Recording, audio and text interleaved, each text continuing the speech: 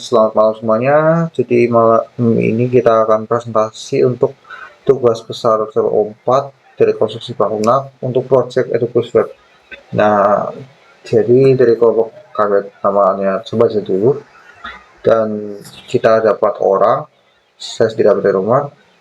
Kemudian ada Adiansa Muhammad Fadil Farawan, Tekira Fernando, dan juga ada Fardana. Ini prestasi sengaja kita berdua dulu karena Andariki ada urusan berak ya. Jadi dia dapat bagian dulu, sisanya akan saya atur ulang balik untuk jadwal ini. Jadi Andariki silakan untuk presentasikan bagian Anda. Oke, terima kasih Hamid. Langsung saja di sini untuk deskripsi proyek. Jadi EduQuiz ini adalah aplikasi web berbasis Python Flex yang menyediakan simulasi kuis edukatif tanpa login. Jadi sistem ini dirancang untuk dapat digunakan secara langsung oleh siapapun dengan fitur utama berupa pemilihan soal acak, tampilan soal pilihan ganda, dan juga hasil kuis yang ditampilkan langsung setelah submit. Jadi tidak ada penyimpanan data jangka panjang atau autentikasi pengguna. Antar muka dirancang agar user friendly dan responsif. Jadi EduQuiz ini dibangun sebagai pengembangan dari prototipe Python CLI yang sebelumnya dibuat pada tugas besar CLO2. Dan ini dikembangkan menjadi platform keamanan, clean code, dan juga desain pattern. Oke, next. Nah, di sini untuk background, proyek EduQuiz ini udah dimulai sebagai prototipe CLI sederhana dalam tugas besar CLO2 yang menekankan aspek teknik konstruksi seperti defensive programming dan kode reuse. Pada CLO4 ini, tantangan utama adalah mengadaptasi teknik-teknik tersebut dalam pengembangan sistem berbasis web. Selain itu, fokus utama bergeser ke pengalaman pengguna yang interaktif, tampilan yang lebih rapi, serta penerapan prinsip clean code dan secure coding. Nah, dengan tidak digunakannya teknik step based karena absennya sesi login, kelompok fokus pada optimalisasi aspek konstruksi lainnya yang tetap relevan untuk arsitektur website tanpa login. Oke, next. Jadi untuk tujuan proyeknya ini dari pengembangan EduQuiz adalah mengonversi prototipe CLI menjadi aplikasi web GUI yang interaktif, informatif, dan mudah digunakan oleh publik. Dalam proses tersebut, kelompok ingin memastikan bahwa teknik konstruksi dari CLO2 tetap relevan dan digunakan. Sekaligus dapat menambahkan standar baru seperti clean code, secure coding, serta penggunaan desain pattern-nya. Selain itu, proyek ini bertujuan memberikan pengalaman yang menyenangkan dalam belajar melalui kuis interaktif tanpa batasan login maupun registrasi, sehingga aksesibilitas menjadi prioritas utama. Desain modular dan skabilitas juga dipertimbangkan sejak awal. Oke. Nah, di sini untuk tech stack, yang pertama backend Python-nya menggunakan framework Flash. Nah, yang kedua itu template engine, jadi kayak Jinja digunakan untuk mengatur tampilan HTML dengan sintaks Pythonic. Terus 3 ada frontend-nya menggunakan HTML, CSS, dan JavaScript yang digunakan untuk tampilan antarmukanya, interaksi pengguna, dan gaya halaman. Terus yang keempat di sini ada file konfigurasi, yaitu config PY menjadi pusat konfigurasi runtime yang dapat disesuaikan. Nah, yang kelima ada struktur modular sebagai setiap fitur dipisahkan dalam file berbeda, terus memudahkan pemeliharaan kode, dan seluruh stack ini memungkinkan proyek dapat dijalankan secara lokal atau disebarkan di server dengan sedikit penyesuaian. Di bagian kode ini Ricky menjelaskan tentang clean code dan juga secure code. Oke, untuk bagian secure code-nya kali ini ada di bagian lain dari ini, F-secret key itu adalah awal secure code-nya sampai ke machine clear. Dan di situ ada return render template. Terus untuk clean code-nya di situ ada quest manager dari line 25 sampai line 30. Sampai ke return redirect URL result. Oke, Mungkin bagian ini cukup ya. Nanti kita bisa lanjut lagi. Oke, Ya, mohon oke. maaf sebelumnya. Jadi si Riki kan tadi udah rekod di awal dengan saya. Jadi ini kita cuma berkumpul bertiga ya. Jadi Riki soalnya buat rekaman bagian terpisah. Jadi saya lanjutkan untuk penjelasan sebelumnya. Saya akan menjelaskan dari slide 7 sampai slide ke 12. Slide 14. Jadi kita di sini ada teknik konstruksi yang digunakan pertama yang pasti defensive programming. Defensive programming itu untuk tujuannya pasti menghindari crystal error di kode terhadap inputan invalid. Nah, kita bisa cek lewat input user, terus pastikan itu memberikan fallback atau pesan peringatan, serta kita pastikan ada penanganan kemudian kesalahan di sisi backend. Nah, teknik ini itu biar programnya stabil dan pastiin user nggak ada kendala error yang tidak terduga dalam akses web. Kemudian di sini contoh defensifnya. Jadi di bagian fungsi user transfer. Nah, fungsi ini itu eksekusi kalau nggak ada jawaban yang dikirim dari conquest. Dan ada fungsi flash untuk menampilkan pesan yang membantu pengguna untuk pahami apa yang salah dengan programnya. Oke, kemudian kita ada teknik konstruksi di runtime yang kita pakai di CLO2 sebelumnya. Runtime itu untuk penggunaan nilai-nilai penting dalam aplikasi agar disesuaikan dan tanpa perlu modifikasi ulang program. Nah, di nilainya contohnya bisa di total question dan total 5 dan quest time limitnya di angka 300. Nah, konfigurasi ini diimport ke file lain seperti Post Manager dan di setting untuk konsisten di seluruh aplikasi. Nah, strateginya itu untuk mempermudah maintenance-nya. Nah, ini sudah dirancang di pertemuan kemarin oleh Dava dan dari pilar konstruksi di prototipe CLI-nya. Nah, ini pembaruan yang kita lakukan di proyek 4 dan penyesuaiannya di kodenya untuk bagian config ya. Itu pakai runtime configuration.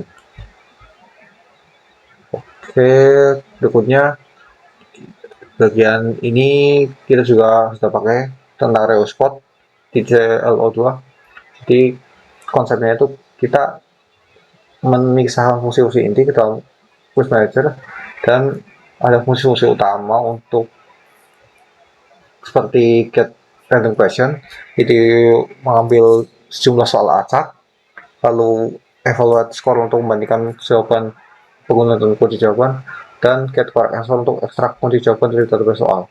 Nah, fungsi-fungsinya itu diambil dari root size manapun yang membutuhkan logic quiz. Nah, di strateginya kelompok untuk menghindari pengulangan logika dalam root dan meningkatkan maintainability secara serta kemungkinan uji unit secara terpisah. Bagian ini minggu di peluang calon 2 sudah diimplementasikan oleh rekan Riki. Kemudian itu contoh kode di question loader ya, sudah diimplementasikan di calon 4. Kemudian bagian ini teknik konstruksi table driven. Table driven-nya itu di minggu CLO2 itu diimplementasi oleh rekan saya Adiansa. Pembuatan JSON-nya ini konsepnya diterapkan dengan menyimpan semua soal sebagai struktur data berbasis tabel sebagai list dictionary. Nah, setiap soalnya formatnya ada atribut kategori, question, option, dan juga answer. Pendekatannya itu gunakan struktur if else berlapis. Dan logikanya dilakukan melalui iterasi terhadap struktur tersebut, bukan pemrosesan kondisional per soal. Kemudian ini contoh soal bagian lainnya, sama 4 atribut yang digunakan. Nah, ini fungsi soal seperti ini diakses oleh fungsi get random question dan dipilih secara acak. Format tabelnya buat sistem mudah diperluas. Jadi misal ingin tambah 100 soal itu hanya perlu nambahkan dictionary baru ke list dari JSON-nya. Kemudian Thread konstruksi yang awal yang saya sendiri kembangkan Automata itu awalnya kan aksesnya sebagai untuk login. Nah, tapi karena di quiznya ini kita aksesnya free akses untuk semua orang, jadi kita alih fungsikan untuk flow dari aplikasinya. Itu ada di state machine dengan 4 tahapan struktur state, itu untuk start, kemudian menjawab soal di answering, untuk submit di submit dan menghasilkan hasil evaluasinya di result. Dan ini berfungsi untuk memastikan bahwa alur pengerjaan kuis berjalan sesuai urutan logis, terutama saat beberapa event terjadi dalam satu sesi. Dan perutaannya diatur lewat flash. Untuk bagian slide berikutnya akan dijelaskan oleh rekan saya Adiansa. Ya, baik, terima kasih Hamid atas waktu yang diberikan. Jadi saya akan langsung menjelaskan tentang praktik clean code atau praktik kode bersih. Jadi kita seperti yang lainnya juga menerapkan kode yang bersih agar program itu mudah dibaca, mudah dipelihara, dan mudah dikembangkan untuk kelak di masa depan nantinya. Nah, jadi praktik-praktik apa yang kita terapkan? Yang pertama adalah kita menamai variabel yang deskriptif dan konsisten. Jadi di semua beberapa berkas Python, kita melakukan penamaan yang konsisten. Kalau besar, besar, kalau kecil, kecil. Nah, di sini kita menggunakan konvensi huruf kecil dengan strip bawah, underscore. Nah, yang kedua adalah nama fungsi kita menulis sependek mungkin dan hanya menangani satu tugas yang spesifik. Yang ketiga adalah komentar hanya ditambahkan jika diperlukan untuk menjelaskan kode yang mungkin terlihat sulit untuk dipahami. Nah, yang keempat adalah kita menghindari duplikasi kode. Nah, fungsi seperti evaluasi skor hanya ditulis satu kali dan kita gunakan itu di beberapa berkas lainnya. Jadi kita tidak perlu menduplikasi kode.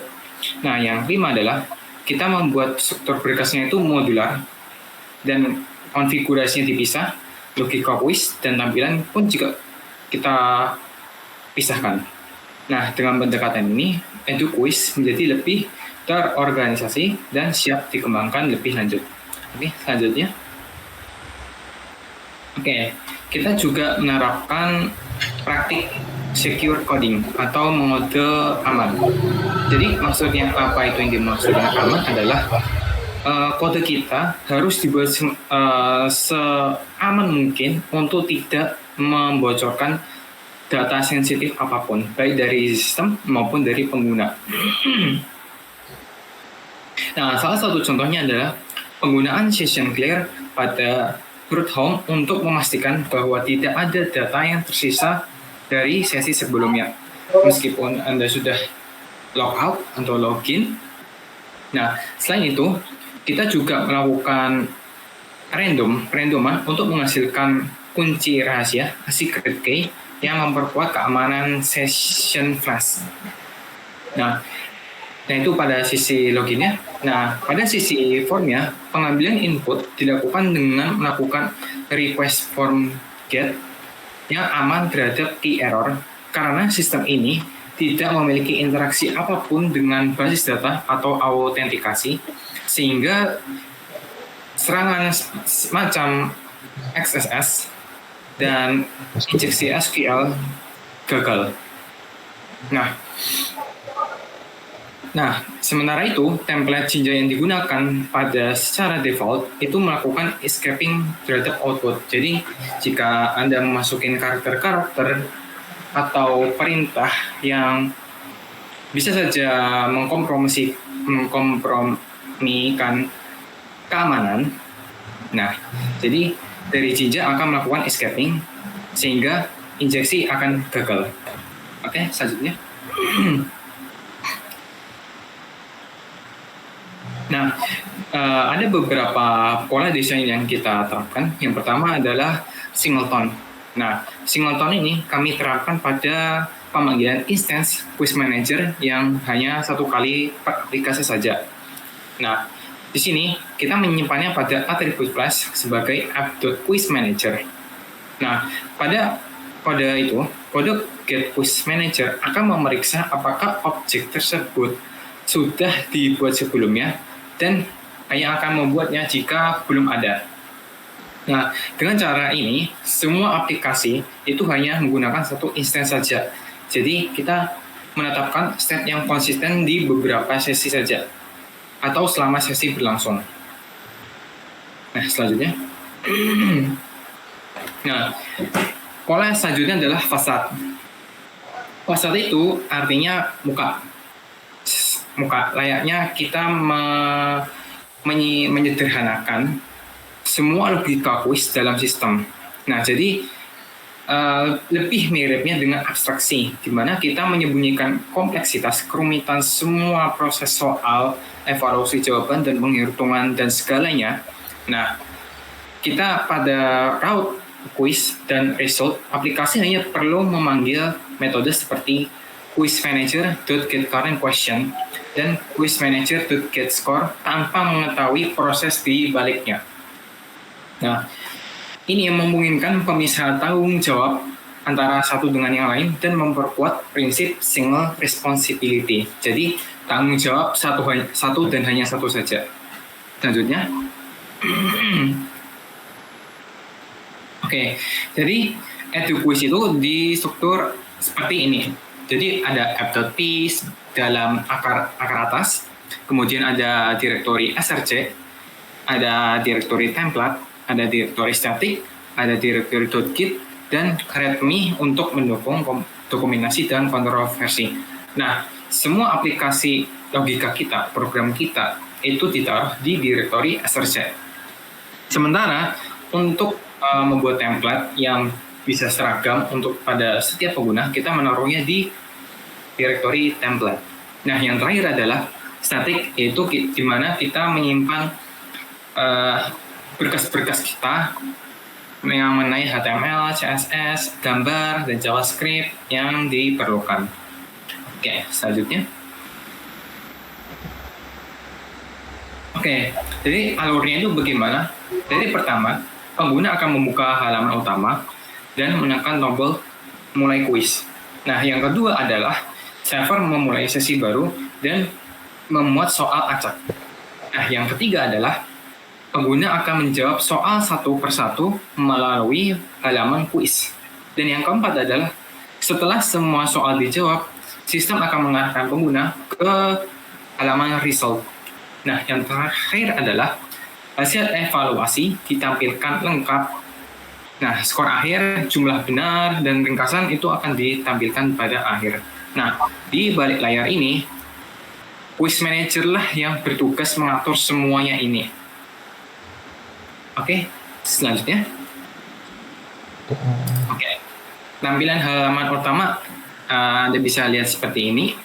Nah, jadi ada judul aplikasi dan tagline, ada penjelasan singkat fungsi kuis, dan yang ketiga adalah tombol mulai kuis yang mengarahkan ke halaman kuis.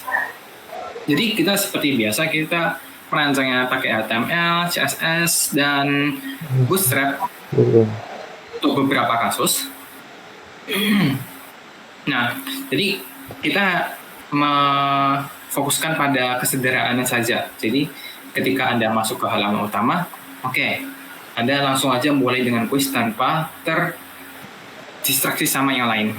Nah, di sini kita juga dari sisi belakangnya itu, kita menjalankan yang namanya session clear untuk mencegah konflik data dari kuis sebelumnya. Oke. Untuk selanjutnya akan dipresentasikan oleh teman saya, yaitu Dava Ardana. Oke, dipersilakan. Oke, terima kasih banyak pada Mas Anca dan Mas Hamid. Pada halaman selanjutnya itu pada halaman kuis ya. Di sini halaman kuis ini menampilkan satu soal pada satu waktu, lengkap ada pilihan jawaban dalam bentuk radio button. Nah, di sini juga ada beberapa poin juga pada halaman kuis, yaitu yang pertama itu soal nomor dan total soalnya, yang kedua itu teks, dan yang ketiga itu pilihan jawaban, dan yang keempat itu tombol submit. Nah, jadi setiap kali si user ini mengisi dan ngirim jawaban, root atau kuis akan memproses input dan menampilkan soal berikutnya. Nah, lalu pada tampilan ini dibuat minimalis mungkin untuk menjaga fokus user dengan control form yang intuitif. Sistem ini juga menjaga agar si user tidak bisa melanjutkan tanpa memilih jawaban terlebih dahulu, sebagai bagian dari prinsip defensive programming. Lanjut. Pada halaman hasil kuis. Nah, di sini user menyelesaikan seluruh soal, sistem akan mengalihkan ke halaman result HTML yang menampilkan ringkasan hasil kuis. Nah, di sini juga ada informasi yang udah disediakan. Yang pertama itu ada skor akhir pengguna. Terus yang kedua itu jumlah soal yang dijawab, antara itu keluar semua, dan yang ketiga itu feedback sederhana. Di tampilan ini juga menyertakan tombol untuk mengulang. Secara teknis, skor dihitung oleh fungsi getScore pada quiz manager, lalu dikirim menggunakan render template. Sistem ini tidak menyimpan data pengguna sehingga hasil ditampilkan sementara selama sesinya aktif. Halaman hasil juga menjadi bagian penting dari pengalaman pengguna karena memberikan penutup yang jelas dan motivatif. Next. Di sini juga ada evaluasi teknik konstruksi. Dari 5 teknik konstruksi yang awalnya dirancang saat prototipe CLI CLO2, 4 berhasil diadaptasi secara utuh ke versi web. Nah, yang pertama itu ada defensive programming, yang kedua itu ada runtime configuration, yang ketiga ada kode reuse, dan yang keempat itu ada table driven. Satu teknik yaitu automata tetap digunakan, tapi dialihfungsikan sebagai pengatur state, bukan login. Evaluasi keseluruhan menunjukkan bahwa prinsip konstruksi dapat diterapkan lintas platform dengan penyesuaian konteks. Ini juga membuktikan pentingnya desain modular, scalable sejak tahap awal pengembangan. Next. Nah, di sini juga ada kelebihan dan kelemahan proyek. Yang kelebihan yang pertama itu ada struktur kode yang modular. Itu mudah dikembangkan dan di debugging. Yang kedua itu ada UI responsif dan sederhana, cocok untuk pengguna umum. Yang ketiga itu clean code dan reusable function, membuat proyek itu menjadi lebih terorganisir. Dan yang keempat itu konfigurasi mudah diubah serta mendukung eksperimen dan penyesuaian. Di sini juga pastinya ada beberapa kelemahan. Yang pertama itu tidak ada sistem login atau penyimpanan hasil. Kedua, tidak ada leaderboard atau analitik performa. Yang ketiga itu belum mendukung kategori soal atau pembagian kuis tematik. Dan ini kesimpulan dari kelompok kami. Jadi proyek EduQuiz ini berhasil dikembangkan sebagai implementasi tugas besar dari mata kuliah ini yang berfokus pada penerapan teknik konstruksi perangkat lunak. Melalui transisi dari CLI ke web, GW kelompok kami itu mempertahankan prinsip konstruksi inti, menambahkan clean code, secure coding, dan desain pattern yang relevan. Struktur sistem modular memungkinkan aplikasi tetap ringan namun fleksibel, jadi gampang dikembangkan. EduQuiz juga dapat digunakan sebagai prototipe awal untuk sistem edukasi berbasis web yang tidak memerlukan login dan sangat sesuai untuk latihan mandiri atau ujian latihan terbuka. Jadi kesimpulannya pada proyek ini itu memenuhi seluruh capaian dari CLO 4 dan menunjukkan kesiapan kelompok dalam membangun sistem perangkat lunak berbasis praktik konstruksi yang baik. Mungkin dari kelompok kami sekian, dari saya juga sekian, saya kembalikan ke Mas Hamid. Jadi kita jelasin sedikit itu tentang clean code, secure code. Jadi untuk clean code-nya sendiri, ini bisa kita lihat di question loader. Ada comment simple untuk penjelasan fungsi, kemudian penamaan fungsi yang tidak terlalu panjang dan juga sesuai dengan target dan masuk ke SRP atau kita sebut single responsibility principle. Untuk bagian secure code-nya kita bisa cek di question loader juga ada secure code-nya. Jadi untuk penanggung jawab tunggal untuk didefinisikan masing-masing ya di dalam kelas. Jadinya nggak saling bertabrakan di percakapan masing-masing. Oke. Untuk bagian Ansa bisa di Oke, saya hanya ingin menunjukkan satu berkas saja. Mungkin Hamid bisa diarahin ke src/stepmachine.py. ke status ini ya. Oke. Nah, di sini saya akan menjelaskan tentang kode yang bersih, clean code. Nah, di sini saya menyampaikan sebelumnya kalau kita itu konsisten dalam penamaan. Nah, di sini kita juga bermaksud untuk menekankan bahwa kita itu ada konsistensi pada beberapa struktur yang berbeda. Jadi di sini, nah ini di atas ini ada yang namanya kelas quiz state ya. Nah, kelas ini hanya dipakai sebagai enum saja, sebagai enum. Nah, sementara yang di bawah ini adalah kelas untuk state machine. Nah, di sini Anda bisa melihat bahwa variabel yang berisi nilai saja itu hanya menggunakan huruf kecil. Ada self state, ada table. Nah, tapi kalau Anda lihat quizstate.com, mereka beraksi sebagai sebuah enum atau variabel yang kita anggap itu tidak bisa diubah dan hanya untuk tujuan memetakan dari yang anggap kita sulit ke yang kemudah. Jadi hanya untuk memudahkan saja dalam mengakses sesuatu.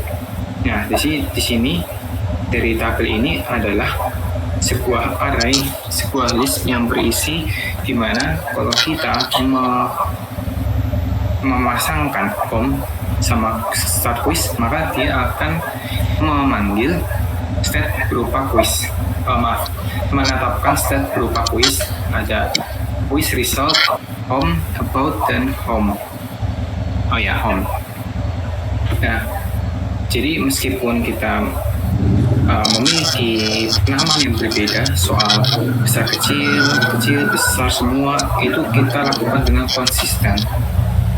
Nah, mungkin Anda bertanya, apakah di sini kita bisa menerapkan soal secure coding? Kalau menurut saya, secure coding ini juga bagian yang kecil, meskipun kecil tapi ada. Ini adalah contoh dari SRP, Single Responsibility Principle, yang artinya adalah kita hanya menetapkan kelas ini melakukan satu tugasnya saja, satu tanggung jawab, dan hanya itu saja. Kita tidak melakukan hal-hal seperti memanggil sesi pengguna dan menggunakannya seperti itu. Itu hanya cukup satu tanggung jawab saja. Ya. Untuk bagian Java, mungkin untuk mengarahkan soalnya. Oke. Terima kasih Mas Anca. Mungkin dari Mas Hamid bisa mengarahkan SRC lalu ke quiz manager. Oke. Sudah. Nah, jadi mengapa kita melakukan ini tuh sesuai dengan clean code ya. Jadi di sini yang pertama itu ada SRP, yaitu Single Responsibility Principle atau SRP. Nah, di sini juga quiz manager itu menangani logika quiz. Pengambilan soal diserahkan ke question loader, artinya setiap kelas punya satu tanggung jawab. Terus ada abstraction atau penyederhanaan. Terus yang ketiga itu ada readable atau intuitif. Dan yang keempat itu ada open atau close principle. Jadi kenapa kita juga harus pakai facet pattern? Jadi di sini membantu untuk menyembunyikan kompleksitas sistem, terus menyediakan satu titik masuk yang bersih ke fungsionalitas yang besar. Terus mempermudah testing, pemeliharaan, dan kolaborasi tim. Jadi kesimpulan yang udah di quiz manager itu ada implementasi clean code karena struktur terorganisir dan modular, terus mudah dipahami dan diubah, terus mengikuti prinsip desain seperti SRP dan OCP. Terus yang terakhir itu menerapkan cascade pattern atau menyederhanakan akses ke logika quiz. Mungkin dari saya cukup sekian, Mas Hamid. Oke, jadi kita sudah presentasi dari PPT, kemudian kita sudah melakukan riset untuk bagian-bagian mana saja yang sudah menerapkan clean code dan juga secure code. Oke, terima kasih untuk semuanya yang sudah berkontribusi pada malam hari ini. Kurang lebihnya mohon maaf. Wassalamualaikum warahmatullahi wabarakatuh.